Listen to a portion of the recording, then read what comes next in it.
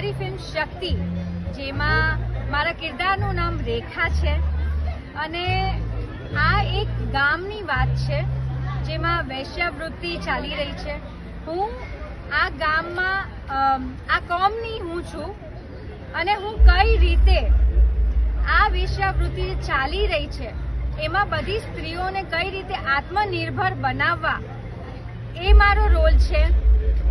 અને બહુ કઠિન છે કેમ કે 200 વર્ષોથી જે પ્રથા ચાલી રહી છે એને કેવી રીતે તોડવી અને આ બધી સ્ત્રીઓને આત્મનિર્ભર અલગ કામ કરીને પૈસા કઈ રીતે કમાવવા એ મારો રોલ છે.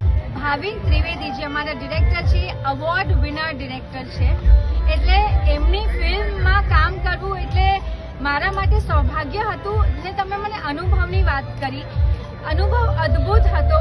વર્કશોપથી લઈને શૂટિંગ સુધી પહેલી વખત નો મેકઅપ લુક કર્યું છે અને જે રીતે ભાવિનભાઈ કલાકારોમાંથી જે એક્ટિંગ કઢાવે છે ને એ બહુ અનોખી રીત છે. મેં આટલી બધી ફિલ્મો કરી પણ આ ફિલ્મમાં એક અલગ પ્રકારની અનુભૂતિ થઈ, એક અલગ પ્રકારનું સેટિસ્ફેક્શન મળ્યું છે અને આશા કરું છું કે પ્રેક્ષકોને અમે જે બહુ જ પ્રેમથી મહેનતથી આ ફિલ્મ શક્તિ બનાવી છે, પ્રેક્ષકો અમને ખૂબ આશીર્વાદ અને પ્રેમ આપશે.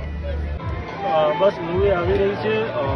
વાર્તા એક આપણા રાજ્યની છે, આપણા સમાજની છે અને સ્ત્રી સશક્તિકરણ ઉપર આખી ફિલ્મ છે જેમાં બધા કલાકારોએ બહુ સારો અનુભવ કર્યો છે અને બહુ કઠિન હોય છે આવા સબ્જેક્ટ ઉપર. પેલો ડિરેક્શન ને વાર્તા તો ઠીક છે પણ એક અભિનય તરીકે, એક કલાકાર તરીકે આવી ફિલ્મોમાં અભિનય કરવો અને પોતાના પાત્રને ન્યાય આપવો એ ખૂબ જ કઠિન હોય છે. બસ હું પ્રેક્ષકોને એટલી વિનંતી કરીશ કે આવા પ્રકારની ફિલ્મો બને છે તો અમને પ્લીઝ સપોર્ટ કરો. ખાસ કરીને વિચાર કેવી રીતના આવ્યો આ મૂવી બનાવવાનો, ખાસ કરીને શક્તિ? હા, હું રાઇટર બી છું એટલે અમારા માઇન્ડમાં આવું ચાલતા હોય છે, સબ્જેક્ટ ચાલતા હોય છે. પછી ધીમે ધીમે સબ્જેક્ટને રિસર્ચ કરી ડેવલપ કરીને એક આખી પ્રોસેસ હોય છે કે જે 2-3 વર્ષે સ્ક્રિપ્ટ વઠાતી હોય છે અને પછી સારા પ્રોડ્યુસર અમને જ્યારે આવે છે ત્યારે અમે ફિલ્મને ઓન ફ્લોર લઈ જઈએ.